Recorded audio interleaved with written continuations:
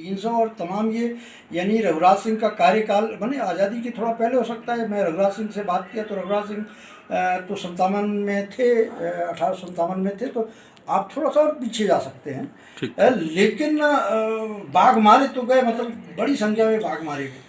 तो यदि रघुराज सिंह से लेके मार्तन सिंह के बीच के टेन्योर की बात करोगे तो थोड़ा आज़ादी 1900 के पीछे जाना पड़ेगा, क्योंकि रघुराज सिंह तो जब स्वतंत्रता का 57 की क्रांति हुई थी तब यहाँ के राजा तो वही थे। तो बाघों की खूब जमकर यहाँ पे शिकार हुआ है। अरे एक गुरु राम प्यारे अग्निहोत्री की एक किताब है, हिंदी मध्य प्रदेश हिंदी साहित्य अकादमी ने उसको छापा है, रीवा राज्य का इतिहास। उसमें एक बड़ा दर्दनाक किस्सा दर्ज है। तो वो किस्सा ये है कि एक बार रघुराज सिंह ने मड़वास के जंगलों में 40-50 हाथियाँ पकड़वाए, और पकड़वाने के बाद एक बाड़े में उनको बंद कर दिया और रीवा चले गए और भूल गए कि उनने हाथी को कहीं वो करवाया था। वो हाथी भूखे मर गए, भूखे, क्योंकि राजा का आदेश नहीं आया कि इनको जंगल छोड़ देना है कि किसी को बेच देना है। दरअसल होता ये था कि यहाँ उस समय के राजा हाथियों को, जंगली हाथियों को पकड़ के पालतू बनाते थे और पालतू बनाने के बाद बेचते थे। तो वो उस समय तो अंग्रेज़ों का शासन था, तो युद्ध में हाथियों के काम आते नहीं थे, लेकिन राजसी ठाट बाट में आते थे। तो वो भूल गए या उनका सौदा नहीं पटा होगा। तो वो मड़वास में 60 की संख्या के हाथी बिना दाना चारा के मर गए। ये एक अधिकृत किताब में लिखा है, जो मतलब हिस्टोरियन है रीवा राज्य के, जो अधिकृत हिस्टोरियन है गुरु राम प्यारे अग्निहोत्री लिखते हैं। तो यहाँ तो ऐसी क्रूरता हुई है मनुष्य के साथ भी और जानवर के साथ भी। अब ये तो भला वो इंदिरा गांधी का, ये भी बड़ा अच्छा किस्सा, मैंने कई बार अपने लेखों में इस बात का लिखा है। ये किस्सा सबको जानना चाहिए। एक बार रीवा के राजा ने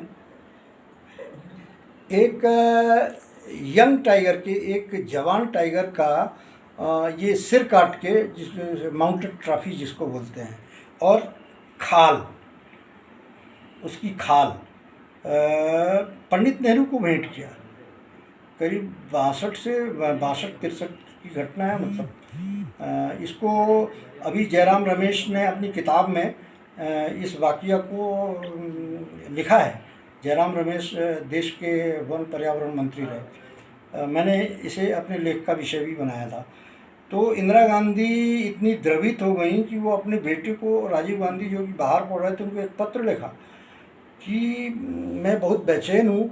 रीवा के राजा ने एक युवा बाघ की खाल और माउंटेड सिर भेंट किया है। अभी मैं सोचती हूँ कि यदि ये जंगल में रहता तो कितना खूबसूरत होता, कितना खिलता कूदता। मुझे बड़ी पीड़ा है इसकी खाल और इसका कटा हुआ सिर देख के। ये पीड़ा अपने बेटे को पत्र लिख के इंदिरा जी ने व्यक्त की थी। ये पत्र एज इट इज़ नेट में मिल जाएगा। ये पत्र अभी भी ये है।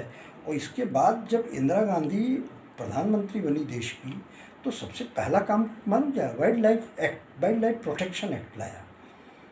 ये शिकार पे प्रतिबंध लगाया। 68 से पहले शिकार पर प्रतिबंध नहीं था। कोई भी लेके बंदूक जंगल चला जाए, और ख़ासतौर पे तो जो प्रिवी पर्स राजा थे ना, जिनके राज्य विलय किए गए थे, तो उनको अधिकार था। तो 1970 तक तो बेधड़क यहाँ पे गेम सेंचुरी का काम चलता था। राजा अपने गुर्गों को लेके और टीन टप्पर लेके जानवरों को बाहर निकाल के उनका शिकार करता था।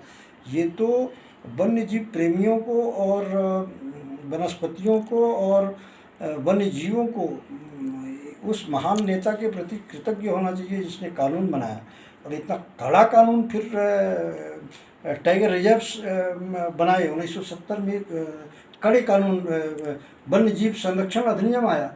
आज क्या है, आदमी को मार दो तो जमानत हो जाएगी, लेकिन तीतर को मार दो जो नोटिफाइड कोई जानवर या पक्षी है, जमानत नहीं होगी। बाघ को मार दो या कोई ऐसे जो इंडेंजर, मतलब एनिमल इंडेंजर हैं, जो विलुप्त प्राय प्राणी हैं, उनको मार दोगे तो जमानत 5 साल 6 साल नहीं होगी, सुप्रीम कोर्ट से भी नहीं होगी।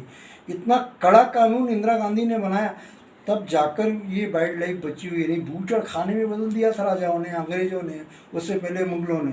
बूचड़ खाने में बदल दिया था। पूरे जंगल के जानवरों को मार के खा गए, उनकी खाल को अपनी दीवारों में सटा दिया और कालीन बना ली, उनके सिर को अपने दरबार खाने में लगा दिया।